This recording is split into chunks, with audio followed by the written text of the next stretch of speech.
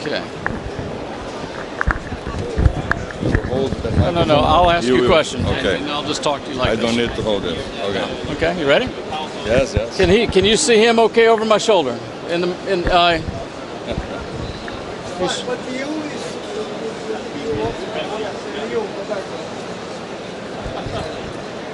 Good? Okay. Good. Okay. Okay. Alberto, thanks for your time today at 2013 FutureCom here in Brazil. Tellabs has two core products, the mobile backhaul and then the optical. Can we maybe spend a few minutes talking about your mobile backhaul solution? Yes, we have our mobile backhaul solution already deployed in great part of the customers here in Latin America, mainly in Brazil. And right now in the show we are promoting especially our new launch for this family, that's the 8602. It's a smart mobile router that will be applied to the small cells. That's something we are hearing everywhere here in this show. People are very concerned about the need to have small cells deployed as quick as possible in order to address the data growth that we are having in this market. So our contribution for that, to support that in a good way, is our product from the family of the mobile backhaul products from Tellabs that we call the 8602. And it's a product that will allow to take the mobile backhaul as close as possible to the end user. And the good thing about that is that it's a product that can be in a way that you can have copper, you can have radio, you can have fiber, and then you can take that until the last mile when we're going to put this equipment.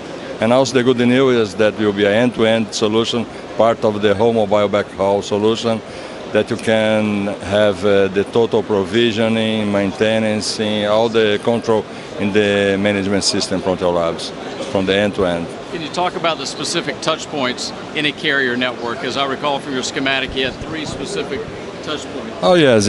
In the mobile backhaul, we have the equipment that will be close to the RNC. Then you have one that will be like an aggregation to distribute the traffic. Then you have one that will be very in the cell site. And after that, with the small cells, you can have this new product. So the idea that you don't need to have fiber since the RNC until the cell site, until the small cells. You can have copper, you can have Ethernet, you can have fiber, whatever. And then only in the last mile you need the fiber. That's the great advantage of this product. And as I understand it, it's future-proof because there's not a lot of fiber to the tower today. Sure. They can unplug the microwave and then plug in fiber at some point. It's future-proof, it's LTE ready, and in Brazil we are still in the beginning of this, but we see that in worldwide there's a lot of small cells already deployed. I heard some reports saying that 63% of the cells today are small cells. In Brazil we are still in the beginning, there's a lot of regulation, a lot of discussion how this is going to be, but for sure it's a very important element to address the data growth that we are seeing in the market. And Alberto, you talk about your growth rates over the past couple of years.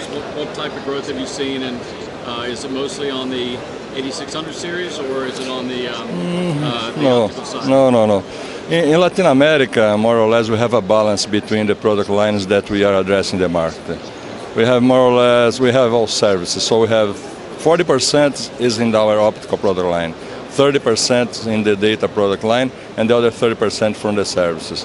So we have a growth with this balance along the last 3 years.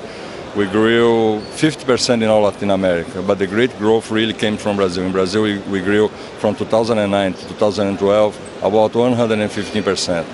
For the next year, what we are expecting? We are expecting still to keep growing in Latin America. In Brazil, it will be a small growth because we have grew a lot in the last, but we are expecting a great recovery in Mexico that during this year they have not invested so much due to the reforms, to the things that are taking place in Mexico by the government. And then compare the wireline versus mobile versus the cable market. Which one do you see, have you seen the most growth, and then which one do you expect to see the most growth in the future?